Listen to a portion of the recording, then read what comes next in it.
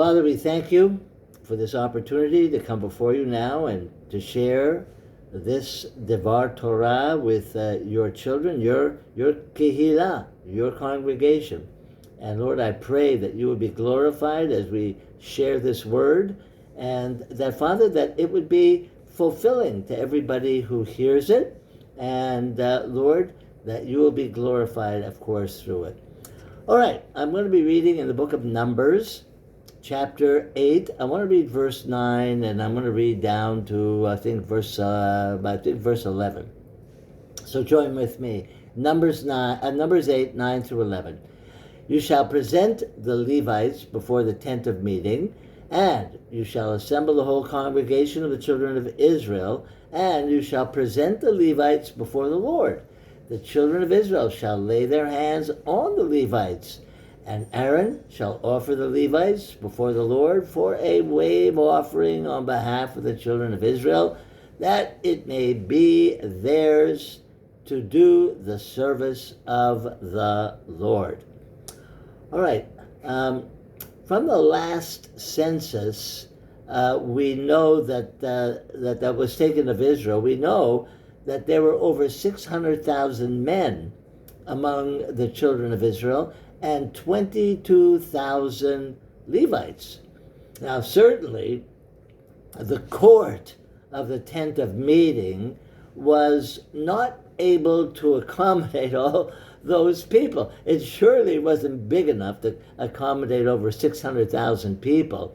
So we have to ask, how in the world was each person among the children of Israel going to lay hands on the Levites? It would have probably been impossible for all of them to do it.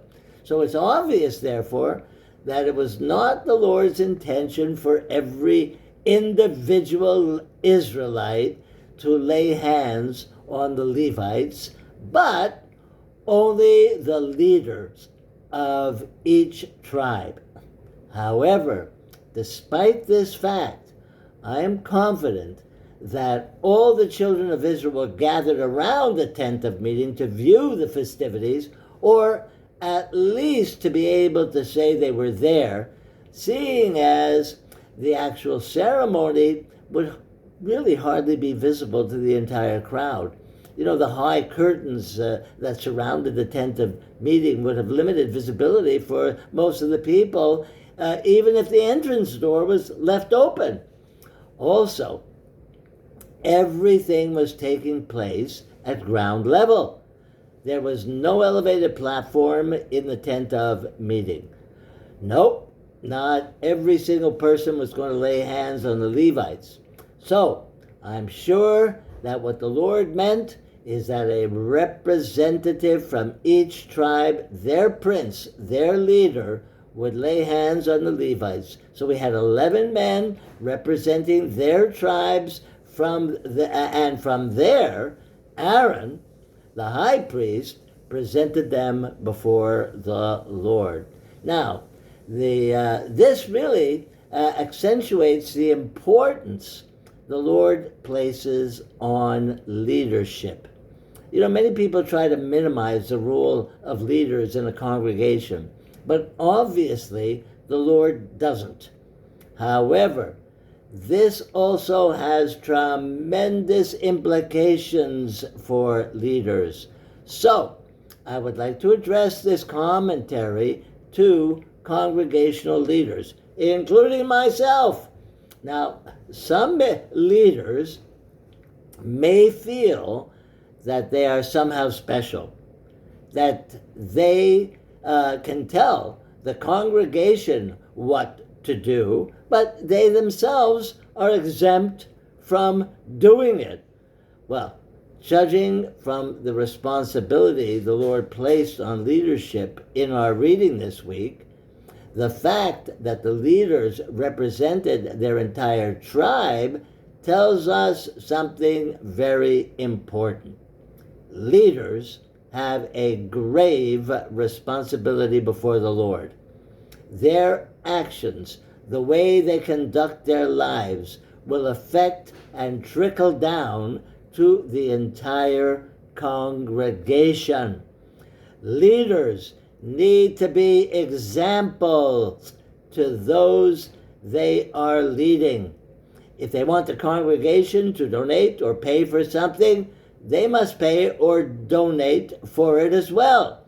If they say that services or an event starts at a certain time, they must be there beforehand, ready to greet those who come at the specified time. See, if the leadership expects the congregation to tithe, well, they must be tithing as well.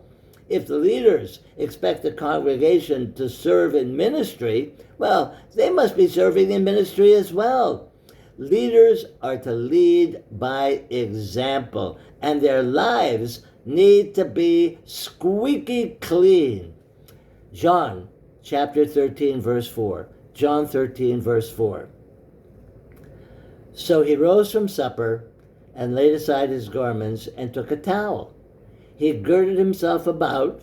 Then he poured water into a basin and began to wash the disciples' feet and to wipe them with the towel with which he was girded. You call me teacher and Lord, and you are right, for I am.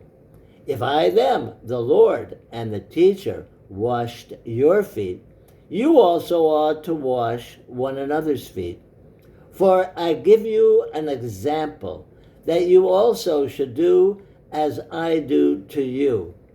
Truly, I say to you, a slave is not greater than his master, neither is one who is sent greater than the one who sent him. If you know these things, you are blessed if you do them. Now, I want to mention just off the record here that Yeshua wasn't instituting feet washing. A lot of people think that he was introducing the process or the thing or feet washing. He was not. Yeshua was demonstrating that a leader needs to be a servant. That's what this whole story is about. Yeshua was saying that leaders need to serve their congregations. They need to be servants. And he was demonstrating that by washing his disciples' feet. His disciples were going to be leaders.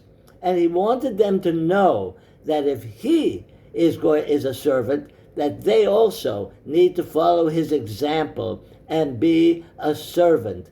So a leader needs to be a servant. So there we have it. Straight from the mouth of God. Leaders need to lead by example. We are not special or exempt from anything we expect the congregation to do. If we expect them to do it, then as leaders, we need to do it as well, as examples to the rest of the congregation. In Yeshua's name, amen and amen. Lord, we thank you for this word. We thank you, Lord, for your faithfulness. We thank you, Lord, for manifesting your glory in our midst. And we thank you, Lord, for teaching us and showing us what you mean by being a servant, by leading by example. And we pray, Father, that this would be a part of our lives. Every single one of us who enter into leadership, that we would lead by being servants, not by being masters. And we thank you, and we praise you, and we glorify you in Yeshua's name. Amen.